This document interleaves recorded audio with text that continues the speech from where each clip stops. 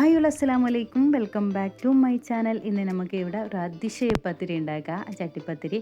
അപ്പം നമ്മൾ അതിന് വേണ്ടിയിട്ട് ബീഫ് ഒന്ന് വേവിച്ചെടുക്കുകയാണ്. അതിന് വേണ്ടി ഞാനിവിടെ ഒരു 200 ഗ്രാമോളം ബീഫ് എടുത്തിട്ടുണ്ട്. കുരുമുളക് പൊടിയും അതേപോലെ ഉപ്പും ഇട്ടിട്ട് കുറച്ച് വെളിച്ചെണ്ണയും കുറച്ച് വെള്ളം ഒഴിച്ചിട്ട് ഒന്ന് വേവിച്ചെടുക്കുക. വെളിച്ചെണ്ണ ഒഴിക്കുന്നത് എന്തിനാണെന്ന് വെച്ചാൽ ഒരു ഫ്രൈ ആക്കിയ ഒരു ടേസ്റ്റ് വരും കേട്ടോ. വെളിച്ചെണ്ണ ഒഴിച്ച് കഴിഞ്ഞാൽ അത് ഞങ്ങൾ വെള്ളം വറ്റിച്ചെടുക്കുമ്പോൾ അത് നല്ല ഫ്രൈ ആക്കിയ പോലെ ഉണ്ടാവും. ഇനി നമുക്കിതൊന്ന് വിസിലടിച്ച് വേവിച്ച് മാറ്റി വെക്കാം. ഇനി ഞാനിവിടെ പാന് വെച്ചിട്ടുണ്ട്. പാന് ചൂടായ സമയത്ത് അതിലോട്ടേക്ക് വെളിച്ചെണ്ണ ഒഴിച്ച് കൊടുത്തിട്ടുണ്ട്. ഇനി ഇതിലോട്ടേക്ക് സവാള, ഒരു 5 സവാള ഞാനിവിടെ ചെറുതായി കട്ടാക്കി എടുത്തിട്ടുണ്ട്. ഇനി പച്ചമുളക് 4 പച്ചമുളക്, അതേപോലെ ഇഞ്ചി ചെറിയൊരു പീസ് ചതച്ചിട്ടിട്ടുണ്ട് കേട്ടോ, 1 ടേബിൾ സ്പൂണോളം ഇട്ടിട്ടുണ്ട്. ഇനി ഇത് നല്ലതുപോലെ ഒന്ന് വഴറ്റിയെടുക്കാം കേട്ടോ. ചെറിയ സവാള കേട്ടോ ഞാനിവിടെ എടുത്തിട്ടുള്ളത്, ചെറിയ 4-5 സവാളയാണ് എടുത്തിട്ടുള്ളത്. അപ്പം വലിയ സവാളയാണെങ്കിൽ 2-3 മതിയാവും. എന്നിട്ട് നമ്മൾ ഫില്ലിങ് നല്ലതുപോലെ വെക്കുന്നത് പോലെയാണ് നമുക്കിതിൻ്റെ ഉള്ള സവാളയൊക്കെ വേണ്ടത്. ഇനി ആവശ്യമുള്ള ഉപ്പും കൂടി ചേർത്ത് കൊടുക്കാം. എന്നിട്ട് നല്ലതുപോലെ ഒന്ന് വഴറ്റിയെടുക്കാം. ഇനി ഇതിലോട്ടേക്ക് മഞ്ഞൾപ്പൊടി, ഇനി ഇതിലോട്ടേക്ക് കുരുമുളക് പൊടിയും കൂടി ചേർത്ത് കൊടുക്കാം. പിന്നെ ഇച്ചിരി ഗരം മസാലയും കൂടി ചേർത്ത് കൊടുക്കുന്നുണ്ട് കേട്ടോ, ഒരു 1/4 ടീസ്പൂണോളം ചേർത്ത് കൊടുത്താൽ മതി. ഇനി നല്ലതുപോലെ ഒന്ന് വഴറ്റിയെടുക്കാം. ഇനി ഇതിലേക്ക് കുറച്ച് മല്ലിയിലയും കൂടി ചേർത്ത് കൊടുത്തിട്ടുണ്ട്. ഇനി നമുക്ക് ബാറ്റർ റെഡിയാക്കണം. അതിന് വേണ്ടി 1/4 കപ്പ് മൈദ ചേർത്ത് കൊടുക്കുകയാണ്. ഇനി ഇതിലോട്ടേക്ക് 3 കപ്പ് വെള്ളം ഒഴിച്ച് കൊടുക്കുക കേട്ടോ. ബാറ്റർ നല്ല ലൂസായിട്ട് കിട്ടിയെങ്കിൽ നല്ല നൈസായിട്ടുള്ള ദോശ ഉണ്ടാക്കാൻ പറ്റും. അതുകൊണ്ട് ഞാനിവിടെ 3 കപ്പ് വെള്ളം ഒഴിച്ച് കൊടുത്തിട്ടുണ്ട്. ഇനി ഇതിലോട്ടേക്ക് ആവശ്യത്തിനുള്ള ഉപ്പും കൂടി ചേർത്ത് നല്ലതുപോലെ മിക്സ് ആക്കി എടുക്കണം. പിന്നെ നമ്മളുടെ വേവിച്ച ബീഫ് അവിടെ റെഡി ആയിട്ടുണ്ട്. അതൊന്ന് മിക്സിയിലൊന്ന് അടിച്ചെടുക്കുക കേട്ടോ. അപ്പോൾ ഇനി ഇതിലോട്ടേക്ക് കുറച്ച് മഞ്ഞൾപ്പൊടിയും കൂടി ചേർത്തിട്ട് വേണം ബാറ്റർ ഒന്ന് നല്ലതുപോലെ ഒന്ന് മിക്സ് ആക്കി എടുക്കാൻ. അപ്പോൾ ഞാനിവിടെ വിസ്ക് വെച്ചിട്ട് നല്ലതുപോലെ കട്ട കെട്ടാതെ ഒന്ന് മിക്സ് ആക്കി എടുക്കുകയാണ്. അപ്പോൾ ബാറ്റർ അടിപൊളിയായിട്ടുണ്ട്.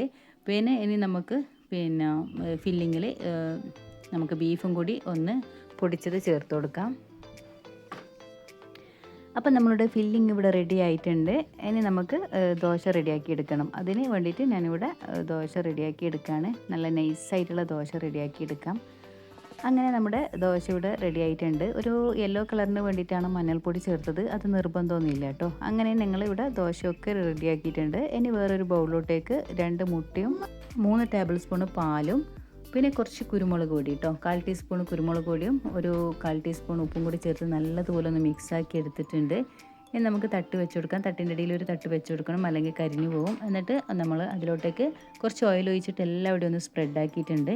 ഇനി നമ്മുടെ ദോശ ഇതുപോലെയുള്ള മുട്ടയിൽ ഒന്ന് ഡിപ്പ് ചെയ്തെടുക്കാം. എന്നിട്ട് നമുക്ക് ഈ തട്ടിലോട്ടേക്ക് വെച്ച് കൊടുക്കാം കേട്ടോ. ഇനി നമ്മളുടെ ഫില്ലിങ് ഇതിലേക്ക് ഇട്ട് കൊടുക്കാം. നല്ലതുപോലെ ഫില്ലിങ് ഇട്ട് കൊടുക്കാം കേട്ടോ. സൈഡിലാവാത്ത വിധത്തിൽ ഇട്ട് കൊടുത്താൽ മതി. പിന്നെ അടിവശം നമ്മൾ കുറച്ച് വലിപ്പമുള്ള ദോശ തന്നെ ഇട്ട് കൊടുക്കുക കേട്ടോ. അപ്പോൾ നമ്മൾക്ക് കവർ ചെയ്തെടുക്കാൻ എളുപ്പമായിരിക്കും. എന്നിട്ട് ഇതുപോലെ ബാക്കിയുള്ള ലെയറൊക്കെ ചെയ്തെടുക്കുകയാണ്. ലാസ്റ്റ് നമ്മളൊന്ന് കവർ ചെയ്തെടുക്കുക. എന്നിട്ട് നമ്മളുടെ മുട്ടയുടെ മിക്സ് ഇതിലേക്ക് ഒഴിച്ചിട്ട് നമ്മൾ വിട്ട ഭാഗമൊക്കെ ഒന്ന് ഫില്ല് ചെയ്ത് കൊടുക്കുക കേട്ടോ. സൈഡൊക്കെ ഒന്ന് ഒഴിച്ച് കൊടുത്തിട്ട് ഇതാക്കുക. എന്നിട്ട് അടച്ചു വെച്ചിട്ട് കുറച്ച് സമയം നമ്മളതൊന്ന് വേവിച്ചെടുക്കാം. അടിവശം പെട്ടെന്ന് തന്നെ റെഡിയാവും. അപ്പോൾ തന്നെ തിരിച്ചിട്ട് മുകൾ വശവും കൂടി അതുപോലെ റെഡിയാക്കി എടുത്താൽ മതി. അപ്പോൾ അടിവശമൊക്കെ ഇവിടെ റെഡി ആയിട്ടുണ്ട്. ഇനി ഞാനിവിടെ ഒരു പ്ലേറ്റ് വെച്ചിട്ട് തിരിച്ചിട്ടിട്ട് ഒന്ന് മുകൾ വശവും കൂടി അതുപോലെ ഒന്ന് ഫ്രൈ ആക്കി എടുക്കുകയാണ്.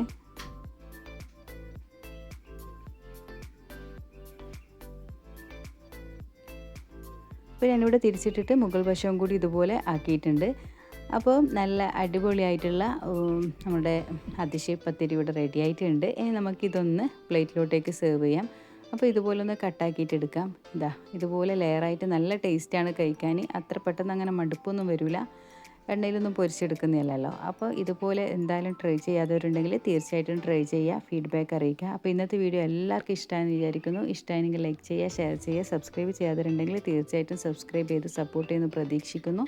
അപ്പോൾ ഇനിയും നല്ല നല്ല വീഡിയോ ആയിട്ട് വരുന്നത് വരെ thanks for watching video. By.